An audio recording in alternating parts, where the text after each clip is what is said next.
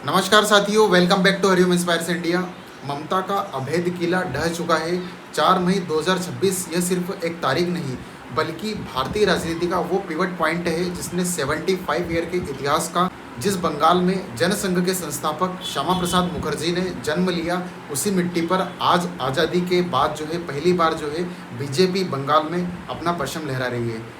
साथियों, कैसे बीजेपी ने 190 प्लस सीटें जीतकर दीदी को उन्हीं के गढ़ में जो है मात दी है। क्या ये वाकई में नारी शक्ति की जीत है या अमित शाह की बिछाई हुई जो है कहीं ना कहीं एक बिसात है। आज के इस स्पेशल सेशन में हम चर्चा करेंगे बंगाल चुनाव के उन फैक्ट्स की जो अभी तक आप तक नहीं पहुंच पाए हैं।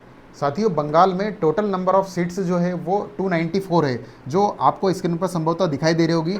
अब यहाँ पर हम ये समझेंगे कि लगभग जो है बीजेपी जो है करंटली अभी जो जिस समय वीडियो शूट हो रहा है उस समय की स्थिति में 170 प्लस या 180 के समथिंग जो है बहुमत का आंकड़ा जो है वो कहीं ना कहीं छूती हुई नज़र साफ तौर पर दिखाई दे रही है। साथियों, 294 सीट्स में जो मेजोरिटी मार्क्स है, मेजोरिटी नंबर है वो 148 है, यानी कि लगभग मेजोरिटी के लिए 148 सीट जो है वो किसी भी पार्टी को बहुमत के लिए चाहिए होती है।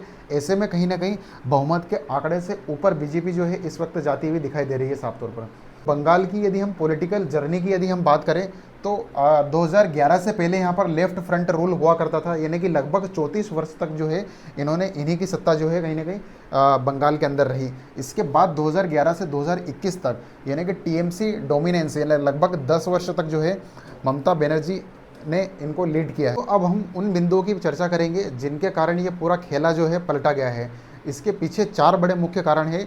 अमित शाह का माइक्रो मैनेजमेंट। गृह मंत्री ने 15 दिन तक बंगाल में डेरा जमाया, हर बूथ और सेक्टर की कमजोरियों पर प्रहार किया और अर्धसैनिक बलों का कवच। सेकेंड पॉइंट अगर हम कंसिडर कर सकते हैं, इस बार पुलिस को चुनाव से दूर रखा गया। 2.5 लाख सीएपीएफ के जवानों ने सुरक्षा दी कि लोग बिना डरे वोटिंग कर सके और निकले घर से। हम कंसिडर कर सकते हैं नारी शक्ति बिल। बीजेपी ने इस बिल के जरिए महिलाओं को यह भरोसा दिलाया कि उनके प्रतिनिधित्व के लिए केवल बीजेपी गंभीर है। फोर्थ पॉइंट हमें समझ सकते हैं आरएसएस का door to door campaign. Delhi model की तरह आरएसएस के कार्यकर्ताओं ने कस्बों और शहरों में हिंदू वोटों को पूरी तरह पोलराइज और एग्जूट किया। तो अब सवाल ये है कि बीजेपी के आने से क्या होगा। बीजेपी ने बंद पड़ी जूट मिलों को फिर से शुरू करने का जो है वादा किया। एमएसएमई और औद्योगिक निवेश इन्वेस्टमेंट के लिए एक तरीके से नया माहौल बनाने की जो बात है वो बीजेपी के मैनिफेस्टो में मुख्य बात रही है। लंबे समय के बाद बंगाल की आर्थिक नीतियों में एक बड़ा जो शिफ्ट है वो देखने को मिल सकता है।